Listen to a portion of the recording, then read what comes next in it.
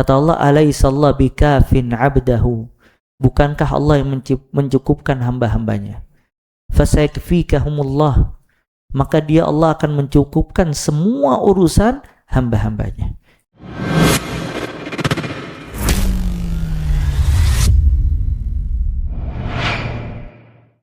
Kenapa manusia kurang tawakal kepada Allah? Kenapa ikhwah? Kenapa kita kurang tawakal kepada Allah? Kenapa? Karena kita kurang tahu kebesaran Allah Azza wa Jalla. Ada orang sakit, dia tahu ada dokter yang pinter, dan setiap pasien yang datang ke dia rata-rata mendapatkan kesembuhan dengan izin Allah Azza wa Jalla. Dokter spesialis. Maka dia kalau sakit mesti langsung datang ke dokter sana. Dari sisi konsultasi enak, obatnya paten misalnya, kemudian juga terbuka, ya, arahannya bagus, maka menenangkan dia. Jadi dia kalau sakit, ya ba'dallah ya pasti ya, setelah dia meminta kepada Allah, dia mengikhtiar ke dokter tersebut karena dia tahu kalau dokter ini ya lebih unggul dibandingkan dokter-dokter yang lain. Maka ketika dia punya kepercayaan kepada dokter tadi, setiap sakit dia konsultasinya ke dokter tadi. Kenapa dia konsultasi ke dokter tadi? Karena dia tahu spesialis dan kelebihan dokter itu. Maka dia bisa ya menceritakan semua keluh kesah dan penyakitnya kepada dokter tadi. Nah ini karena kita sedikit mengenal Allah Azza wa Jalla. Kita nggak tahu siapa Rabb kita. Padahal Rabb kita, dia pencipta semua makhluk. Kalau kita ingin rizki, dia yang ngasih rizki. Kalau kita ingin kesehatan, dia yang memberikan kesehatan. Kalau kita ingin kemudahan, dia yang memberikan kemudahan. Kalau kita ingin diangkat semua kesulitan, dengan izin dia terangkat semua kesulitan. Cuman karena kita tidak mengenal dia, Allah Azza wa Jal, maka sulit kita untuk menyandarkan urusan kita kepada Allah Azza wa Jal. Makanya kenapa manusia berkeluh kesah, takut? Karena dia tidak mengenal sang pemberi rizki Allah Azza wa Jal. Kalau dia tahu siapa Rabbnya, maka dia akan pasrahkan semua urusannya kepada Allah Azza wa Jal. Mudah untuk bertawakal. Kenapa manusia menaruh uang di bank? Kenapa? Ada sebagian orang takut punya uang banyak, takut taruh di rumah. Karena di rumah tidak safety kata dia. Nanti maling datang dia ambil dan yang lainnya. Atau kenapa kalau di rumah dia membeli apa biasanya? Barangkas yang mahal, ya, dibakar nggak kebakar tuh barangnya. Kenapa dia lakukan itu semua? Karena dia yakin naruh uang di bank lebih aman dibandingkan di rumah. Kenapa dia beli berangkas? Karena dia yakin naruh uang di barang tersebut lebih aman dibandingkan lemari. Nah, kenapa dia tidak bertawakal kepada Allah? Karena dia tidak tahu keagungan Allah Azza wa Jalla. Makanya sebab manusia lemah, karena sebab manusia tidak bertawakal kepada Allah, karena dia tidak tahu siapa penciptanya, yang maha sempurna, maha hebat, maha bijaksana. Dengan itu dia lemah, tidak bertawakal kepada Allah Azza wa Jalla. Oleh karena itu kiat agar orang bertawakal kepada Allah, dia mengenal Allah Azza wa Jalla secara sempurna. Kemudian di antara kata Ibnu Taimiyah, kiat yang lain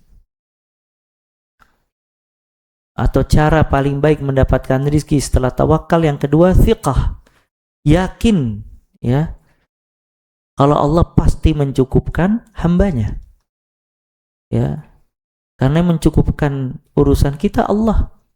Kata Allah, alaihissallahu bikafin abdahu. Bukankah Allah yang mencukupkan hamba-hambanya? Fasayakfikahumullah. Maka dia Allah akan mencukupkan semua urusan hamba-hambanya. Maka di sini harus ada keyakinan dari diri kita kalau Allah pasti mencukupkan urusan kita. Ya ikhwah, rizki sama ajal itu sama. Sebagaimana manusia pasti datang kepada dirinya yang namanya ajal, begitu juga pasti datang kepada dirinya yang namanya rizki.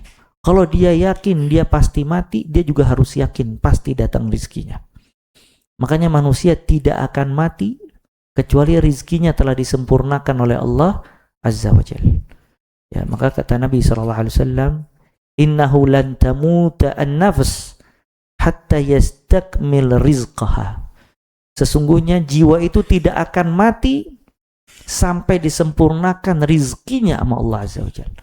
Makanya manusia kalau dikasih rizki si fulan umur 60 tahun, rizki total rizki yang akan dia dapati 70 M misalnya, berupa makanan, tempat tinggal dan yang lainnya. Tidak mungkin dia wafat kecuali semua rizkinya telah ditunaikan oleh Allah Azza wa Jalla. Nah, siapa yang mencukupkan? Allah. Alaihissallahu bikafin abdah. Bukankah Allah yang mencukupkan hamba-hambanya? Subhanallah, Nabi Sallallahu Alaihi Wasallam di rumah nggak ada makanan. Keluar dari rumahnya, ketemu Abu Bakar, ditanya, ma akhrajaka ya Abu Bakar? Apa yang mengeluarkan kamu wahai Abu Bakar di siang hari? Al-ju' ya Rasulullah, lapar. Ketemu Umar, akhirnya ditanya, ma akhrajaka ya Umar? Apa yang mengeluarkan engkau di siang hari ini wahai Umar? Al-ju' ya Rasulullah, lapar. 3 orang, ya subhanallah, paling utama keluar dari rumahnya lapar.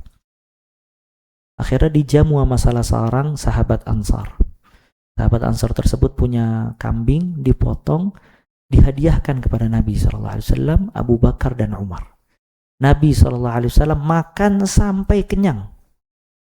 Akhirnya Nabi ingatkan kepada sahabat-sahabatnya, ya kalau tadi kita keluar lapar, kemudian kita sekarang dikasih sama Allah makanan, kita makan hingga kenyang. Kemudian kata Nabi, thumma la tus'alunna yawma idzin anin na'im. Dan kamu nanti akan ditanya oleh Allah akan nikmat-nikmat ini. Nah, siapa yang mencukupkan Nabi SAW? Allah. Maka kalau manusia thiqah, dia yakin kepada Allah Azza wa Jal, kalau Allah mencukupkan rizkinya, maka dia tidak perlu ada yang dia khawatirkan selain Allah Azza wa Jalla. Ya, nggak ada yang perlu dia khawatirkan. Apa yang dia khawatirkan? Yang ngasih rizki ketika dia kecil, Allah. Yang ngasih rizki ketika dia remaja, Allah. Yang ngasih rizki ketika dia berkeluarga, siapa? Allah. Maka dia harus yakin kepada Allah yang memberikan rizki dalam semua keadaan. Dan yang terakhir, cara untuk mendapatkan rizki husnudzan, berprasangka baik kepada Allah Azza wa Jalla. Ya, kata Nabi SAW, ana inda dhanni abdi bi falyadhunna bi ma sya'. Aku sebagaimana prasangka hambaku kepadaku, maka berprasangkalah kepadaku sebagaimana yang kalian kehendaki. Maka 3 hal ini ya ikhwah. Tadi apa? Tawakal kepada Allah, thiqah, yakin kalau Allah akan mencukupkan kita, dan yang ketiga berprasangka baik kepada Allah. Ini semua cara paling cepat mendapatkan rezeki Allah Azza wa Jalla. Gak ada yang lebih cepat dibandingkan 3 hal ini. Kalau manusia dia menyandarkan urusannya kepada Allah, dia yakin kalau Allah yang mencukupkannya, dan dia berhusnudzan. Insya Allah yang ngasih makan besok, begitu juga dia yang ngasih makan hari ini.